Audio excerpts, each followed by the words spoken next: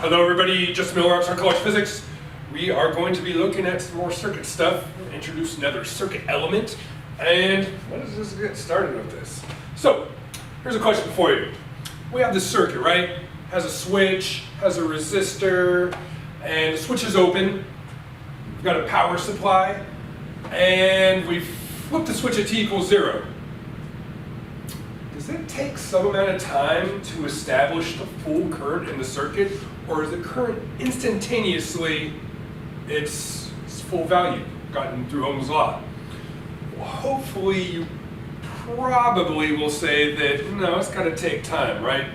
That the charges, the electrons that start cycling around don't just instantaneously go from motionless to whatever full motion they have as they cycle around in the circuit. There has to be some evolutionary process by which they achieve their maximum drift velocities, if you will. So what we want to do is consider this. Consider that question and kind of see, is there some sort of mechanism that we can make sense of in terms of what controls the time rate of the evolutionary behavior of the current in a circuit?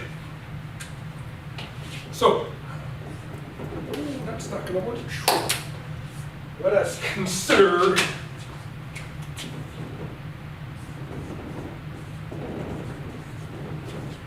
a circuit with a resistor, power supply, and a switch. Let me just draw something out really easy here. We'll take ourselves a nice little switch right here. Take ourselves a resistor. We've got a resistance R. We've got our switch there. We've got our source of potential difference there. And right now, if the switch open, there's no current in the circuit, right? Of course there's not, because we don't have a completed circuit. We're going to close this switch at t equals 0 and ask what happens.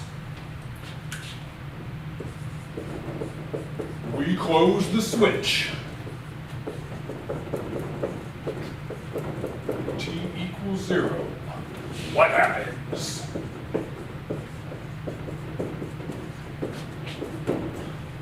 Well, go ahead and close it. And we're going to get a current, right? So that's something that we should know. Get a current in the circuit. Well, that's something that we already knew. But there's some other things that go along with this current, right? So in terms of this being the plus, this being the minus, we're going to start to get some conventional current that goes along here. I don't want to name it I yet, but we get some current cycling around. Great. Well, what does that current also do? What do currents produce? That's right, currents produce magnetic fields. So let us think about the magnetic field that this current produces in the interior of this circuit loop. So first up, we'll just put this current produces a magnetic field.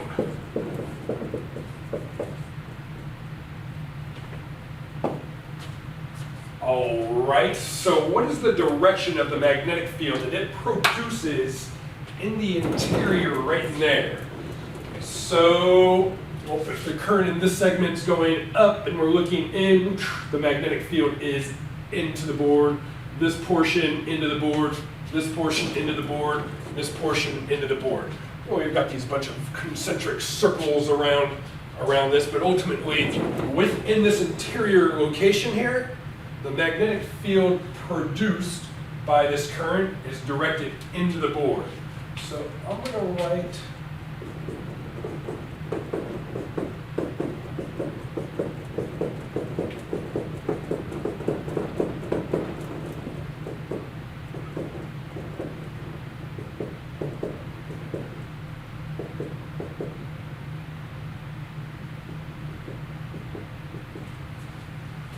like this. We're close to the size. We should have a larger magnetic field than we're towards the center. We're not really worried about the variation of the field. What we are concerned about is there was something that just occurred, a change in something. Initially, when the switch was open, there was no magnetic field. Now there is a magnetic field as this current starts to cycle around in the circuit. So, this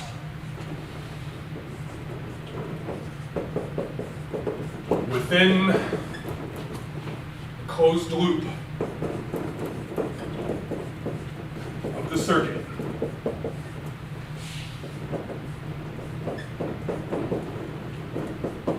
The magnetic field went from 0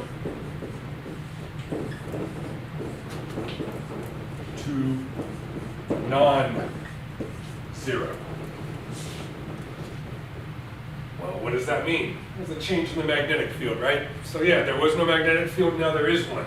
Well, that's a change in magnetic field flux through a closed loop. This produces, or say produced, a change in magnetic field flux.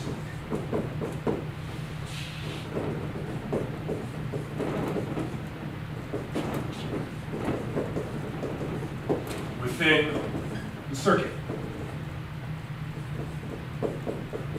The circuit loop, we'll say. Well, what do changes in magnetic field flux through closed loops do? They induce EMFs, right? And induced EMFs have a corresponding induced current. So let's think about the direction of this induced current. Write down a little bit more. It's change in flux.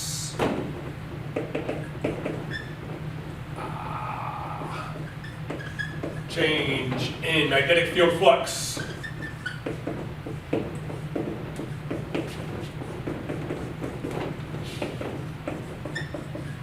Induces an EMF, which has an associated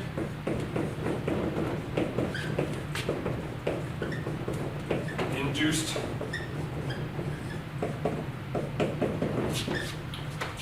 current. I said induced. Well, let's think about what is the direction of this associated induced current. So we had a magnetic field that went from 0 to non-zero with the magnetic field pointing into the board. Well, if it was initially 0 and there was no flux, nature tries to keep that the case, right? Tries to keep it so that there is no change from 0 to non-zero, and thus we get ourselves an induced magnetic field that is opposing the direction of this magnetic field here. So we get this to counteract the change in flux that's occurring. Induced magnetic field.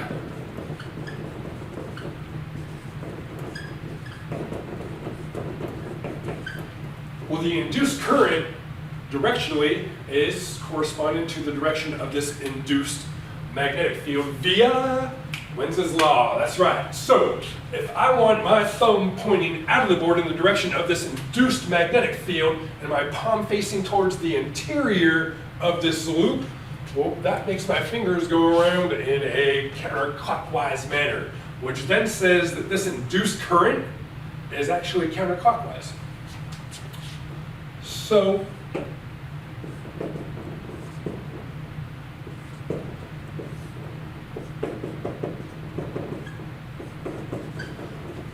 induced current is counterclockwise. Well, think about this now.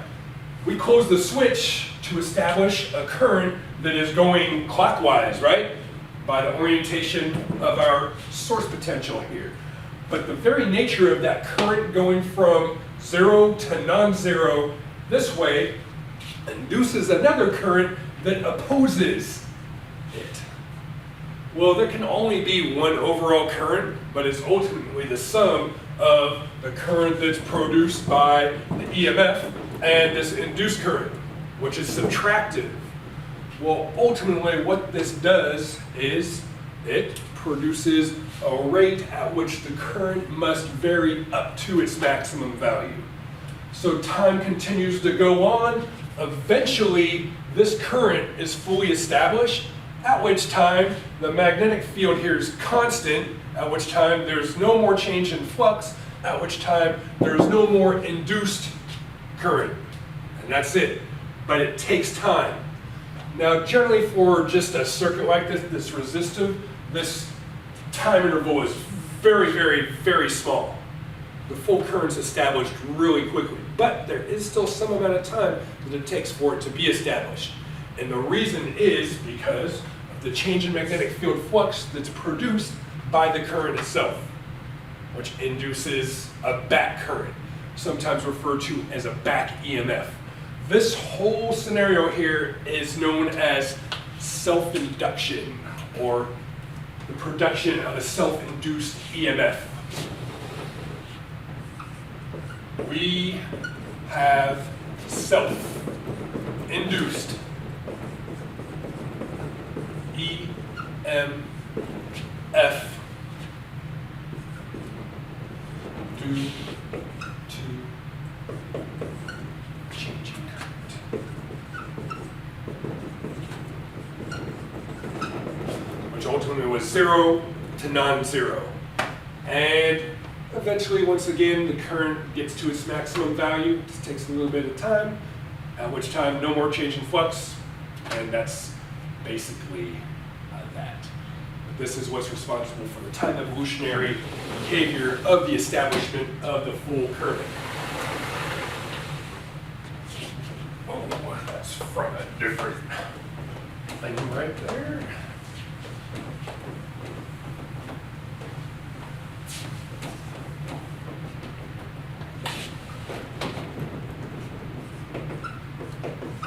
Current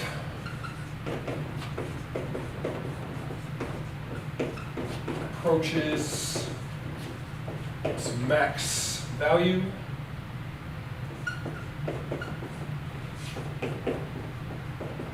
which is going to be gotten through Ohm's law, the source potential divided by the resistance, the magnetic field.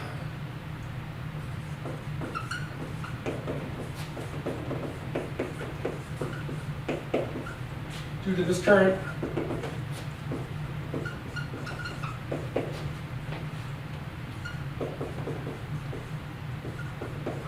approaches a constant value. Just say approaches a constant, at which time the induced current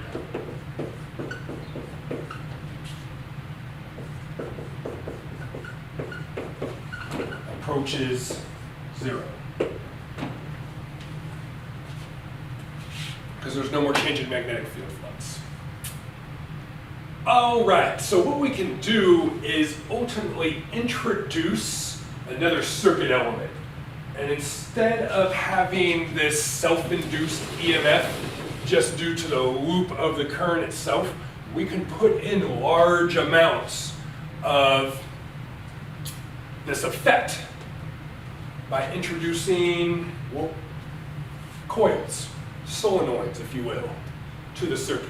I'm going to call them something else. We're going to call them inductors that produce a large amount of self-inductance, which can then produce a substantial amount of time necessary for the current to reach its maximum or full value. So let us do this.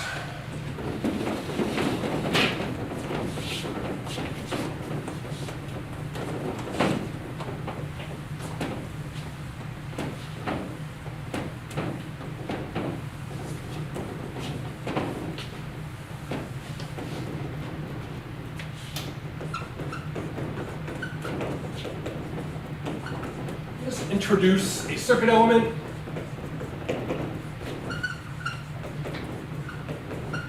called an inductor.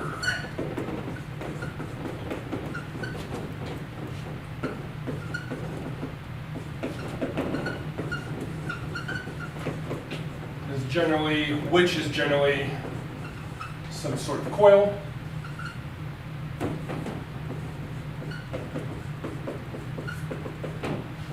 Like a solenoid.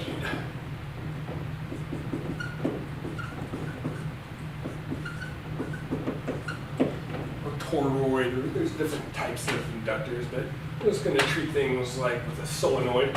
And what do we have? Well, you pass current through a solenoid and you get a really strong magnetic field, right? Which ultimately produces a large change in magnetic field flux and going from no current to some current through that coil, which produces a back EMF or a back current, which reduces the overall current that's trying to establish itself. But over time, once again, the full magnetic field or the full current is produced, at which time the magnetic field flux or change in magnetic field flux is 0, and that's it. But because we can get these strong magnetic fields within coils, they can produce a large amount of this self-induced EMF regarding the systems. So, an inductor in a circuit.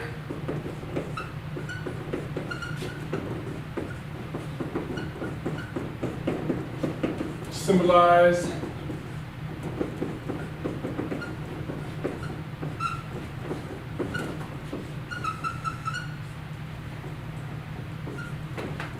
like this, and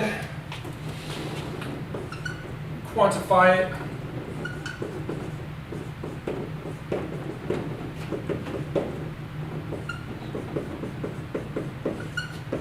Quantify its property as its inductance.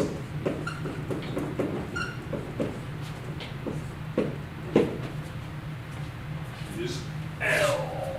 So what we want to do is understand what the inductance of an inductor is and how it's directly correlated with changes in magnetic field flux and induced EMFs. So, the self-induced EMF of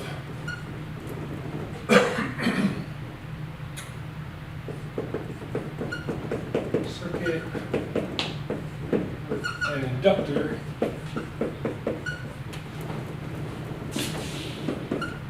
be E sub L. So this is kind of this back EMF, the self-induced EMF. We'll go ahead and say there's an inductor in there that's an ideal solenoid, ideal coil, if you will. And what we want to note is how this correlates, again, with Faraday's law of induction.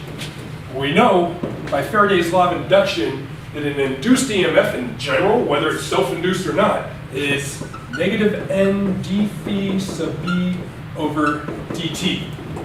So that's just Faraday's law of induction related back to this, what we're calling self-induced EMF.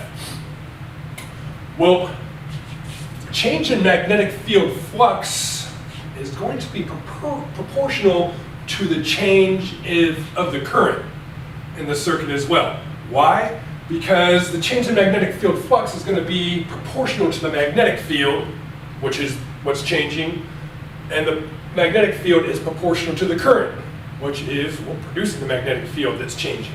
So for a system involving a coil, ideal coil, solenoid, toroid, something like that, we can write this as being equal to negative L di by dt, where L is just a constant proportionality that gives us some semblance of something measurable.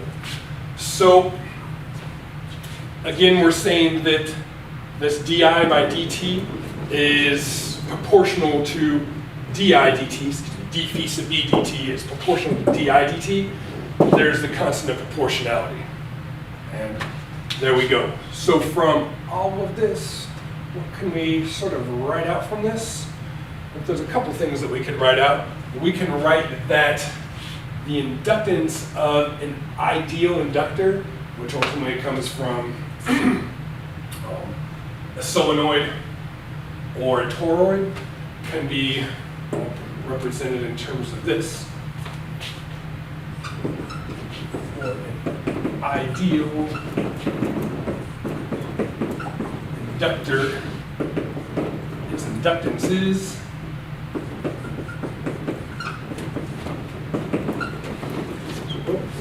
we can just solve this out for L. The negative signs are going to cancel out, and we've got ourselves that L is going to be equal to gt by di multiplied by d phi sub b over dt multiplied by n. So what does that do for us?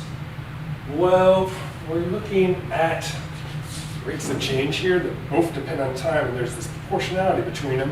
So this ultimately just resolves down into n phi sub b over I.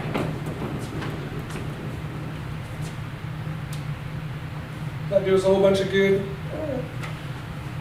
We've got n terms, we got a specific current that we're looking at. We got change in magnetic field flux. It's something.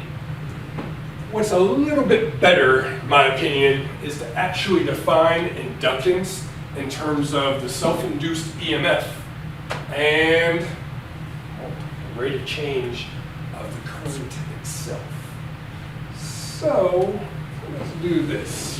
What happens if we take this and say, well, L is going to be equal to E sub L divided by di by dt.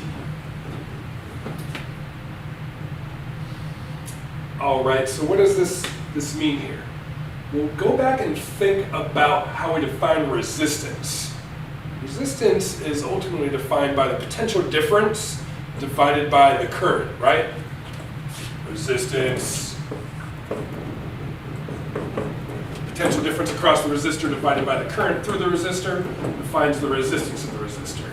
We have something sort of similar here. There's a negative sign here. That's directional with respect to the polarization. The induced EMF is opposing the actual EMF of the source potential, but we still have something that's relating a potential difference and the current, but in this case, the rate of change of the current. So how do we define resistance? Well, we define resistance as the opposition to current. That's what resistance is. Well, what is inductance then? Inductance is a measurement of the opposition to changes in current. When you have changes in current, you have some opposition to that change. That's what inductance ultimately measures. So that's worth writing down.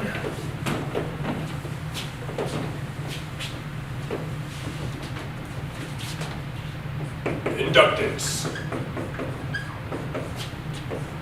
L is a measure of the opposition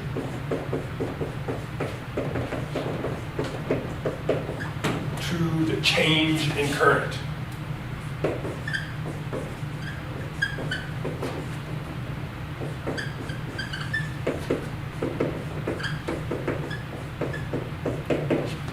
Circuit. So we can ultimately produce coils, certain dimensionalities, that produce a certain amount of inductance in the circuit that ultimately give a certain amount of opposition to changes in current. And the greater the opposition to changes in current, the slower the current changes. So a circuit that has a high inductance will ultimately have small or slow changes in current. So if you start turning it on, turning it off, it takes time to either establish its full current or for the full current to drop down to zero. It's not something that's instantaneous. And that has to do with what inductors do. Inductors store energy in a magnetic field. And that's what we want to start looking at next. But this is what we've got for inductors, self-inductance, and one last thing, SI unit.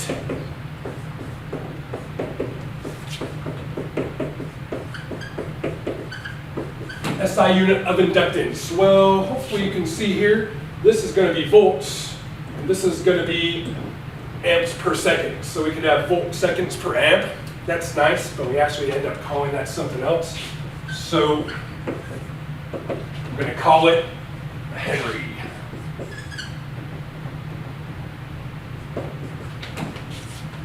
Is there an E in there? Henry or Henry? Let's keep it like that. Use capital H. Joseph Henry, American physicist, late 1700s to late 1800s, actually. It was alive a pretty long time. Anyways, got some Henrys, and that's kind of it for inductance. So, we'll come back, we'll look at some more. We'll be good. All right, be right back.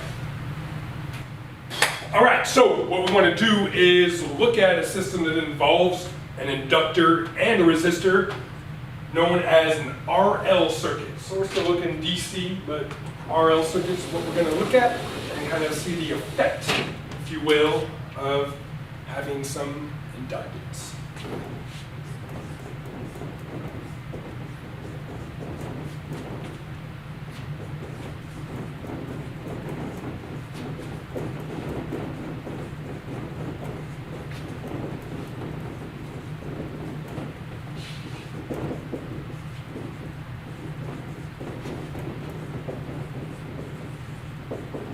We'll take a resistor and an inductor in series with the source potential. And we'll have an open switch, close the switch at T equals 0, and see what happens.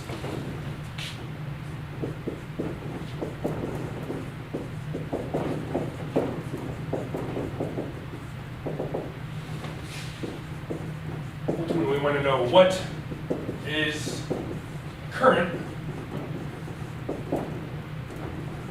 as a function of time.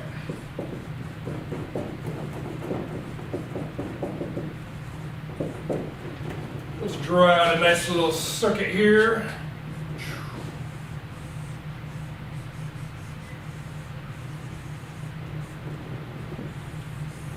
So I've got my resistor, got my inductor, or our resistor and our inductor.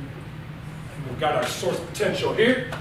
This is all good news. Oh, let me throw in a switch. Can't forget the switch. Little switch there.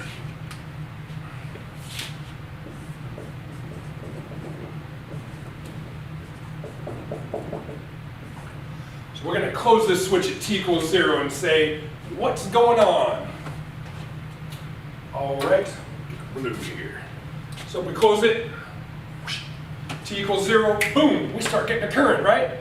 Because we have a completed circuit, there's a pathway for the electrons to move around. Again, we're focusing ourselves on conventional current. So we should start getting a conventional current cycling around like this, right? Well, once the current starts, we're going to ignore the inductance of the loop itself and just focus on the inductor, say everything is grouped there, the overall inductance. Well, the second we get a current through this, what do we start to get?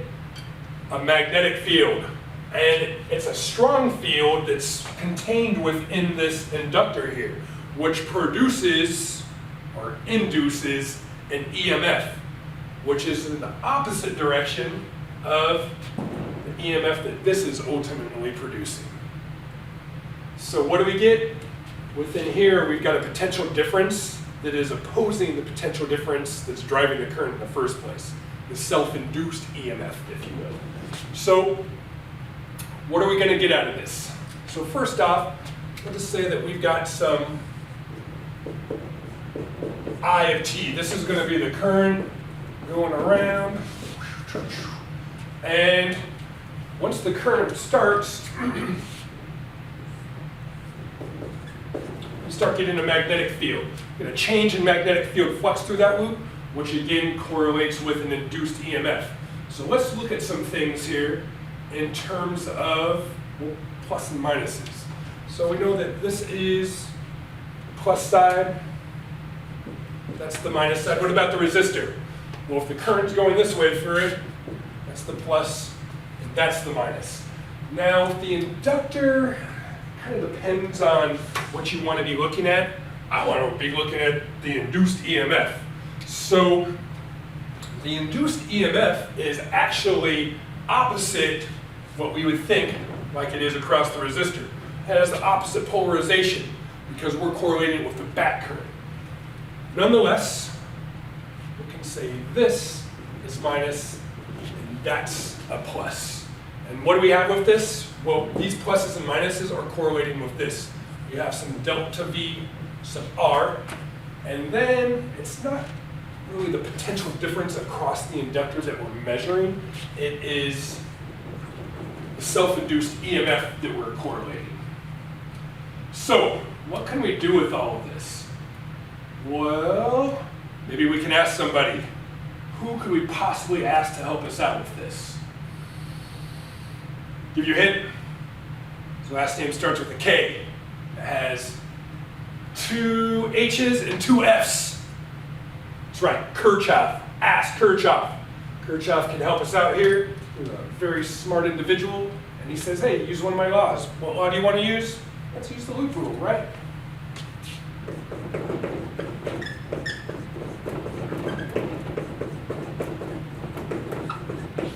So let's apply Kirchhoff's loop rule. The sum of all potential differences across any closed loop has to add up to be equal to 0. So, what do we have?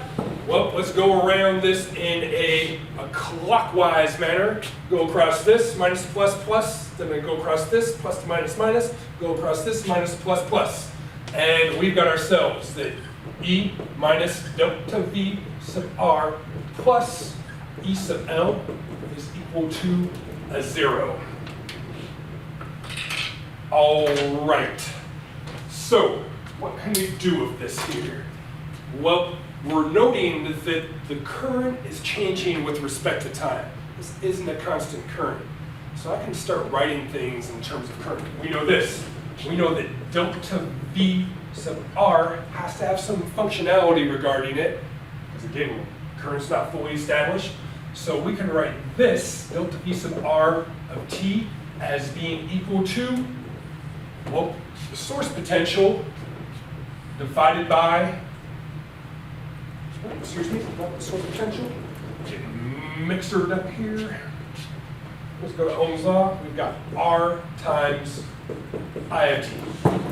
The resistance times the current as a function of time is equal to the potential difference across the resistor as a function of time. Great. What about this? The self-induced EMF. Well, we know that the self-induced EMF is equal to negative L times di dt.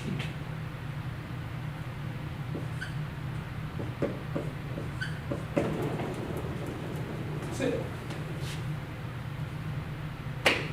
So what can we do with all this then? Well, again, we know that this has to be a function of time.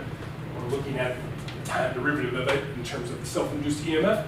Now we can go ahead and embed those into this, and we've got ourselves the E minus R times I of T minus L times di of T dt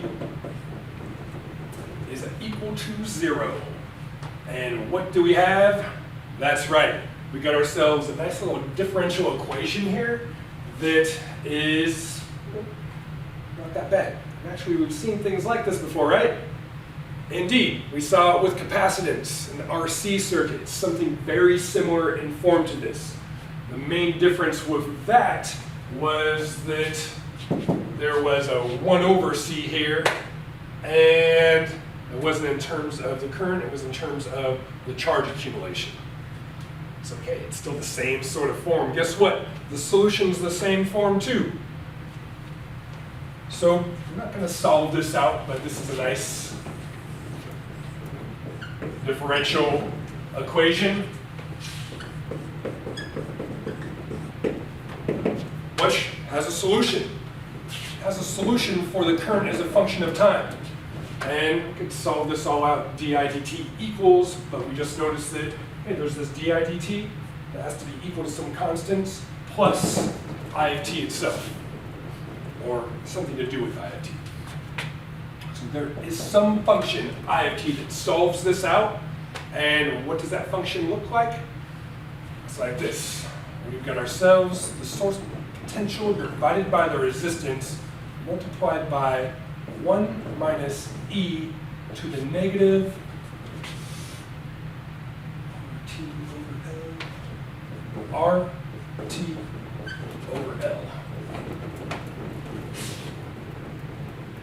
That's it.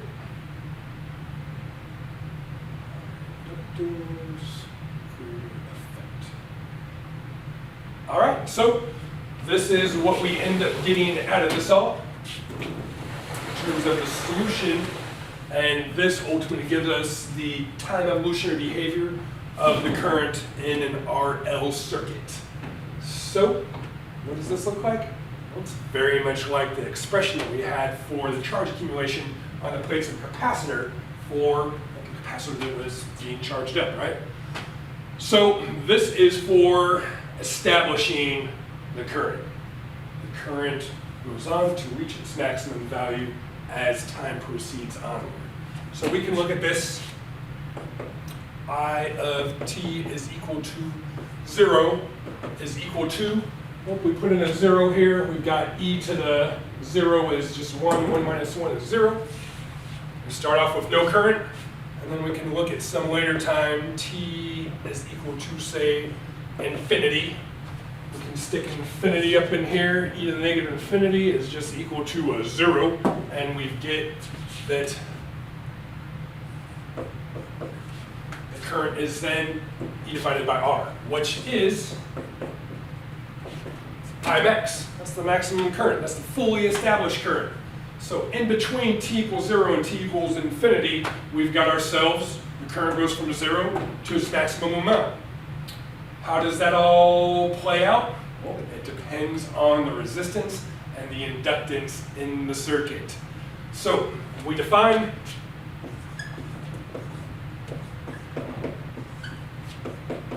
the RL time constant, tau is equal to L divided by R. So that we can write I of t is equal to I max times 1 minus e to the negative t over tau. And then what do? We look at things in terms of intervals of tau. After one time constant, we will have 63.2% of the maximum current established. Two time constants, 86.5%. After 3 time constants, 93%. And then after 10 time constants, we can ultimately say that the current is fully established.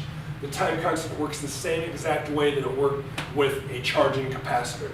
It's the same form of the expression here. So that's stuff we've already done here. This is the bigger picture right here. The time constant itself depends on the inductance and the resistance. High inductance, a large amount of time in terms of establishing the full time constant. Low resistance, a large amount of time. Low resistance, there's more current, there's going to be more changes, which ultimately slows down the establishment. Anyways, though, there we go. We got ourselves an RL time constant, and we've got a nice expression that we can look at.